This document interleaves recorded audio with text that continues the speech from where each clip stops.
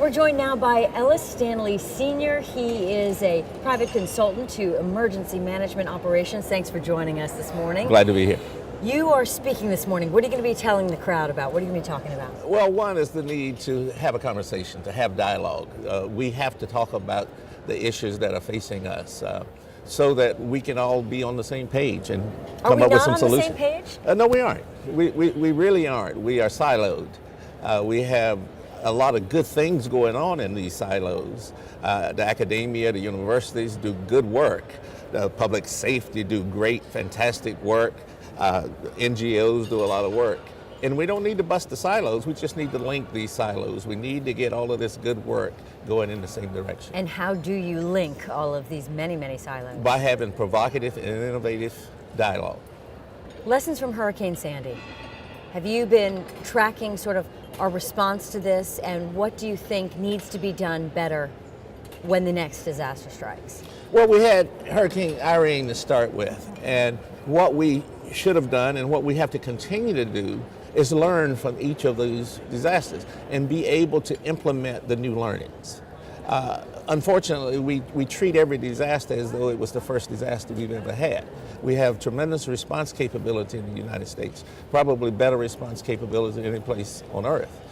But we don't learn a lot from our former disasters, and we need to be able to do that and not only apply those learnings to previously good deeds as our first responders, but the real first responders, the public. How do we get to them so that they understand that they are part of this process, so that they will do things like evacuate, so that they will do things like have a preparedness kit, so that they will do things like empower their own communities so that they can be better prepared to respond. What does the U.S. do well when it comes to disasters? We have excellent training.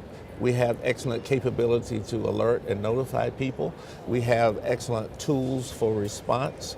We do a good deal in exercising, but we again exercise in a silo. We'll exercise fire with fire with fire, law enforcement with law enforcement with law enforcement. What we need to do a better job at is getting all of these stakeholders integrated into the exercise process so that folks understand what their roles and responsibilities are. And we all have a role and responsibility in our own disaster preparedness, response, and recovery.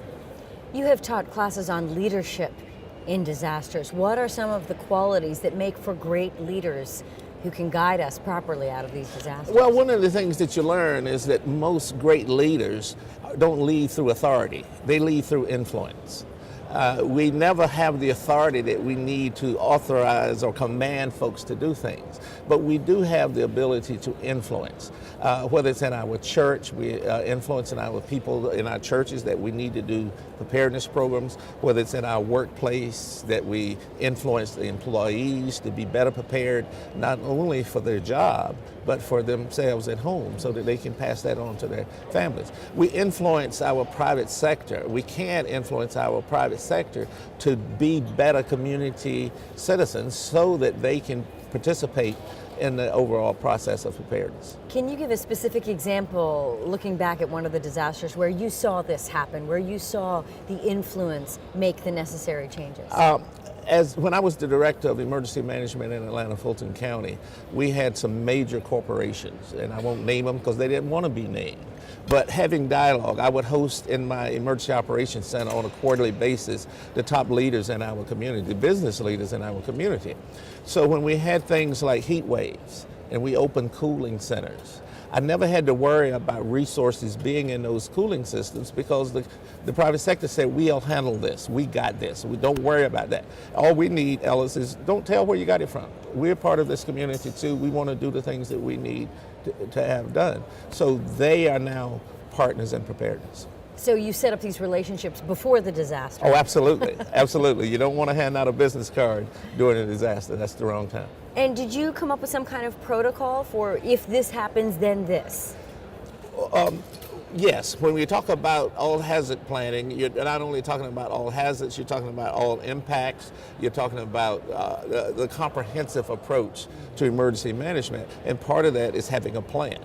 Now, to have a plan successful, you have to pull more chairs to the table.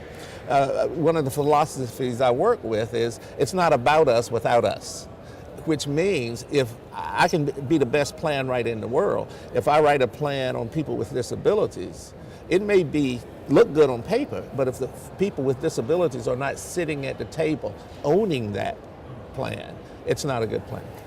Ellis Stanley Sr., we're keeping you from getting to the podium, so we'll let you go. Thanks very much. Thank you very much. Appreciate it.